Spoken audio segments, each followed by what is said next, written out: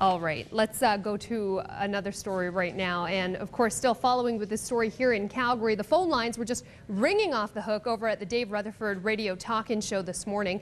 Many people just want to know how this whole situation could have happened, and they are upset with the opposition stand. Seemingly, Canadians are as angry as you are about this hijacking of our government. The overthrow of the government not going down well anywhere. Louisa, hello. Morning, Dave. Morning. A lot of words have been thrown at this thing. Unbelievable, outrageous, anger. The word that comes to my mind is violated. And I'll tell you why.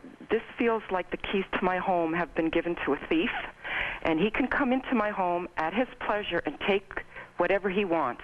And that's exactly what Dion and Layton have done. They've given the keys to Canada to a separatist party whose only reason for existing is to rip my country apart. Now, former Liberal Finance Minister John Manley found himself in the middle of this constitutional crisis while on a visit to our city yesterday. Reports were circulating that Manley would join Paul Martin, Frank McKenna and Roy Romano on an economic advisory panel to this new coalition government. But Manley said this was all news to him. Yeah, I heard it on the news this morning. But this came out of left field, Totally. There I was doing my cardiac exercise and I nearly had a heart attack.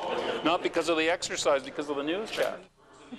Now, our Premier is urging the federal leaders to think of Canada first. My hopes are that cooler heads will prevail by the end of next week. People will rethink this and put, you know, sort of the selflessness of political power off to the side and make the right decision for all Canadians.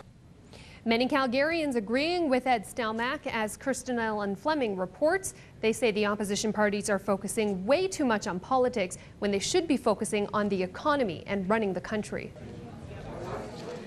It's been mere weeks since Canadians re-elected Stephen Harper and a Conservative minority government. It seems like we went to the polls because he thought he could get a majority. He didn't. And so it looks like we're going back to the polls because he wanted to squeeze the opposition. The opposition, unified, is pushing back, ready to topple the Tories, forming a coalition government led by Stéphane Dion. Of course, Dion wants to become Prime Minister. He wanted to become Prime Minister a year ago, 2 years ago, probably 10 years ago. He still does. Political positioning on Parliament Hill is nothing new. You go into politics because you think that you're the guy. But using the country's financial woes isn't proving to be popular with Calgarians. This is not good for Canada.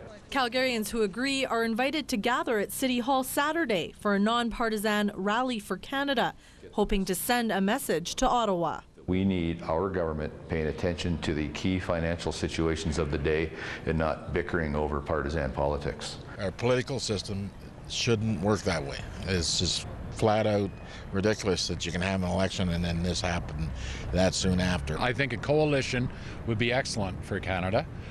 Stephen Harper is governing like he has a majority, and he does not have a majority. I'm surprised the way things are going. I didn't think that we'd have a coalition government. The Liberal NDP pact includes stimulating the country's troubled economy with a multi-billion-dollar package.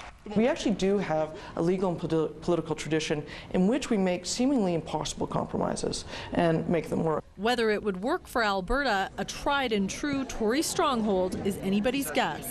It is not in the interest of the federal government to squeeze Alberta regardless of who's ruling, right? I mean, we are effectively an economic engine right now for the country. It's unclear who will be in power following Monday's vote. Political experts say it's unlikely, but Governor General Michaëlle Jean could reject the coalition pact, sending the leaders back on the campaign trail.